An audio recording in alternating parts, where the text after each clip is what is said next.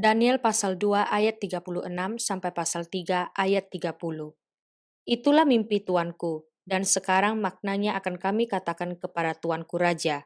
Ya tuanku raja, raja segala raja, yang kepadanya oleh Allah semesta langit telah diberikan kerajaan, kekuasaan, kekuatan, dan kemuliaan.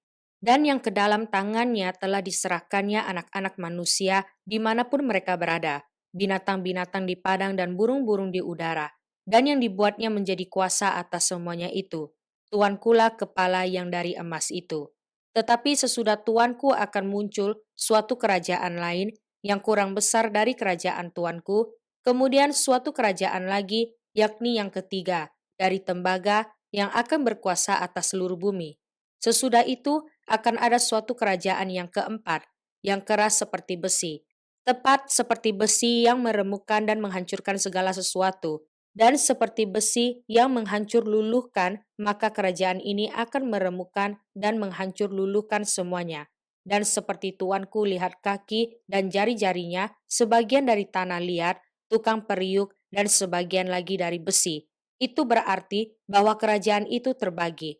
Memang kerajaan itu juga keras seperti besi. Sesuai dengan yang tuanku lihat, besi itu bercampur dengan tanah liat. Tetapi sebagaimana jari-jari kaki itu, sebagian dari besi dan sebagian lagi dari tanah liat, demikianlah kerajaan itu akan menjadi keras sebagian dan rapuh sebagian. Seperti tuanku lihat besi bercampur dengan tanah liat, itu berarti mereka akan bercampur oleh perkawinan, tetapi tidak akan merupakan satu kesatuan, seperti besi tidak dapat bercampur dengan tanah liat. Tetapi pada zaman raja-raja, Allah semesta langit akan mendirikan suatu kerajaan yang tidak akan binasa sampai selama-lamanya, dan kekuasaan tidak akan beralih lagi kepada bangsa lain. Kerajaan itu akan meremukkan segala kerajaan dan menghabisinya, tetapi kerajaan itu sendiri akan tetap untuk selama-lamanya. Tepat seperti yang tuanku lihat, bahwa tanpa perbuatan tangan manusia, sebuah batu terungkit lepas dari gunung dan meremukkan besi, tembaga, tanah liat, perak dan emas itu. Allah yang maha besar telah memberitahukan kepada tuanku raja apa yang akan terjadi di kemudian hari. Mimpi itu adalah benar dan maknanya dapat dipercayai. Lalu sujudlah Raja Nebukadnezar serta menyembah Daniel. Juga dititahkannya mempersembahkan korban dan bau-bauan kepadanya.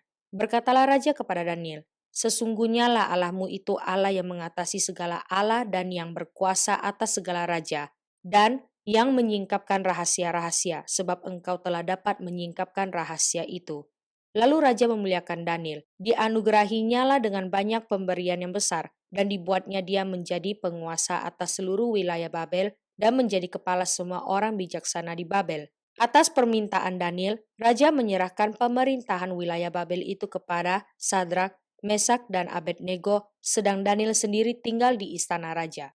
Raja Nebukadnezar membuat sebuah patung emas yang tingginya 60 hasta dan lebarnya 6 hasta, yang didirikannya di dataran Dura di wilayah Babel. Lalu Raja Nebukadnezar menyuruh orang mengumpulkan para wakil raja, para penguasa, para bupati, para penasihat negara, para bendahara, para hakim, para ahli hukum, dan semua kepala daerah untuk menghadiri pentahbisan patung yang telah didirikannya itu. Lalu berkumpullah para wakil raja, para penguasa, para bupati, para penasihat negara, para bendahara, para hakim, para ahli hukum, dan semua kepala daerah untuk menghadiri pentahbisan patung yang telah didirikan Raja Nebukadnezar itu. Dan berserulah seorang bentara dengan suara nyaring, beginilah dititahkan kepadamu, hai orang-orang dari segala bangsa, suku bangsa, dan bahasa. Demi kamu mendengar bunyi sangkakala, seruling, kecapi, rebab, gambus, serdam, dan berbagai-bagai jenis bunyi-bunyian, maka haruslah kamu sujud menyembah patung yang telah didirikan Raja Nebukadnezar itu. Siapa yang tidak sujud menyembah akan dicampakkan seketika itu juga ke dalam perapian yang menyala-nyala. Sebab itu, demi segala bangsa mendengar bunyi sangkakala, seruling, kecapi, rebab, gambus, dan berbagai-bagai jenis bunyi-bunyian, maka sujudlah orang-orang dari segala bangsa, suku bangsa, dan bahasa, dan menyembah patung emas yang telah didirikan Raja Nebukadnezar itu. Pada waktu itu juga tampillah beberapa orang Kasdim menuduh orang Yahudi. Berkatalah mereka kepada Raja Nebukadnezar, "Ya Raja, kekalah hidup tuanku. Tuanku Raja telah mengeluarkan titah bahwa setiap orang yang mendengar bunyi sangkakala, seruling, kecapi, rebab, gambus, serdam, dan berbagai-bagai jenis bunyi-bunyian harus sujud menyembah patung emas itu. Dan bahwa siapa yang tidak sujud menyembah akan dicampakkan ke dalam perapian yang menyala-nyala. Ada beberapa orang Yahudi yang kepada mereka telah Tuanku berikan pemerintahan atas wilayah Babel, yakni Sadrak, Mesak, dan Abednego. Orang-orang ini tidak mengindahkan titah Tuanku. Ya Raja, mereka tidak memuja dewa Tuanku dan tidak menyembah patung emas yang telah Tuanku dirikan." Sesudah itu Nebukadnezar memerintahkan dalam marahnya dan geramnya untuk membawa Sadrak, Mesak, dan Abednego menghadap. Setelah orang-orang itu dibawa menghadap raja, berkatalah Nebukadnezar kepada mereka, "Apakah benar, hai Sadrak, Mesak, dan Abednego, bahwa kamu tidak memuja dewaku dan tidak menyembah patung emas yang kudirikan itu? Sekarang jika kamu bersedia, demi kamu mendengar bunyi sangkakala, seruling, kecapi, rebab, gambus, serdam, dan berbagai-bagai jenis bunyi-bunyian, sujudlah menyembah patung yang kubuat itu. Tetapi jika kamu tidak menyembah, kamu akan dicampakkan seketika itu juga ke dalam perapian yang menyala-nyala. Dan dewa manakah yang dapat melepaskan kamu dari dalam tanganku?" Lalu Sadrak, Mesak, dan Abednego menjawab Raja Nebukadnezar, "Tidak ada gunanya kami memberi jawab kepada tuanku dalam hal ini.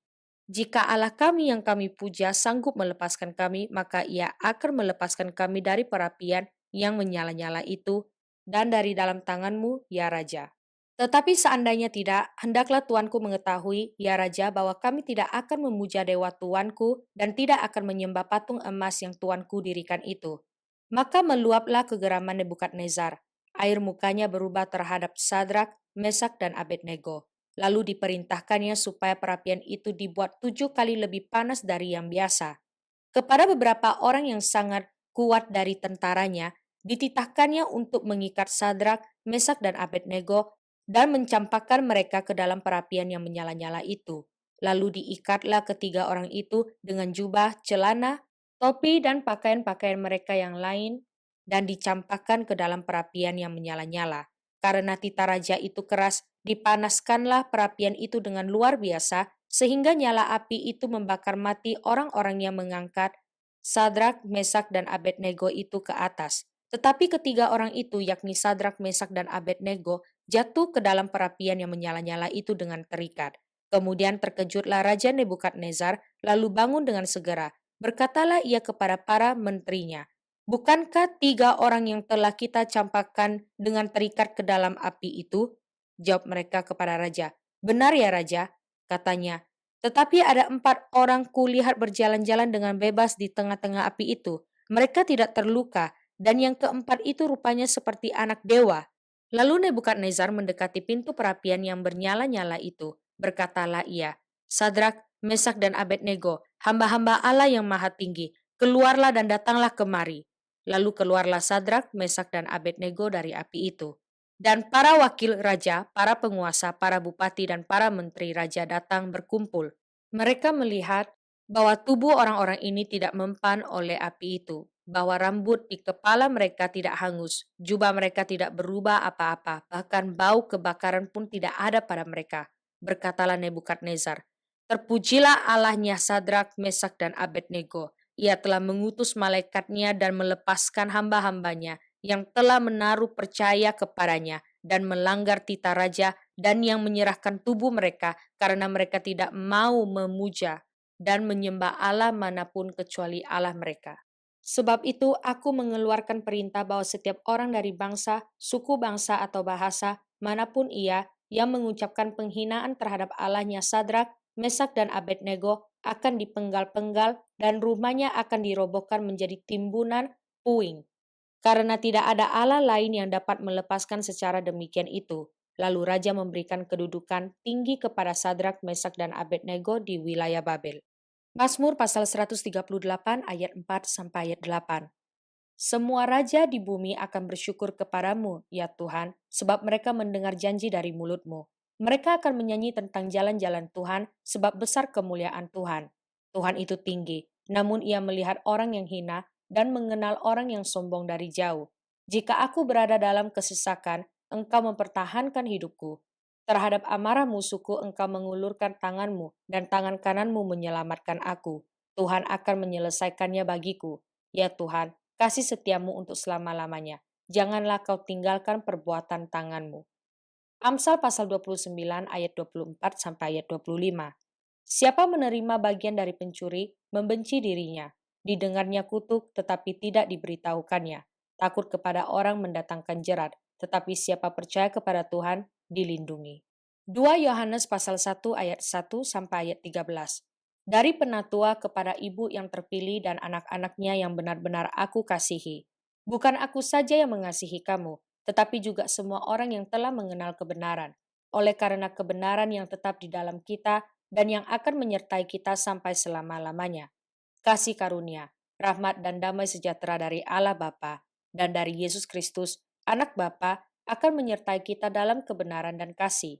Aku sangat bersuka cita bahwa aku mendapati bahwa separuh dari anak-anakmu hidup dalam kebenaran sesuai dengan perintah yang telah kita terima dari Bapa. Dan sekarang aku minta kepadamu, Ibu, bukan seolah-olah aku menuliskan perintah baru bagimu, tetapi menurut perintah yang sudah ada pada kita dari mulanya, supaya kita saling mengasihi. Dan inilah kasih itu, yaitu bahwa kita harus hidup menurut perintahnya. Dan inilah perintah itu, yaitu bahwa kamu harus hidup di dalam kasih, sebagaimana telah kamu dengar dari mulanya. Sebab banyak penyesat telah muncul dan pergi ke seluruh dunia, yang tidak mengaku bahwa Yesus Kristus telah datang sebagai manusia. Itu adalah si penyesat dan antikristus. Waspadalah, supaya kamu jangan kehilangan apa yang telah kami kerjakan itu, tetapi supaya kamu mendapat upahmu sepenuhnya. Setiap orang yang tidak tinggal di dalam ajaran Kristus, tetapi yang melangkah keluar dari situ, tidak memiliki Allah. Barang siapa tinggal di dalam ajaran itu, ia memiliki bapa maupun anak.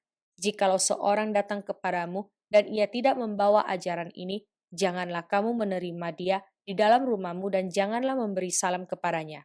Sebab barang siapa memberi salam kepadanya, ia mendapat bagian dalam perbuatannya yang jahat. Sungguh pun, banyak yang harus kutulis kepadamu. Aku tidak mau melakukannya dengan kertas dan tinta, tetapi aku berharap datang sendiri kepadamu dan berbicara berhadapan muka dengan kamu, supaya sempurnalah sukacita kita.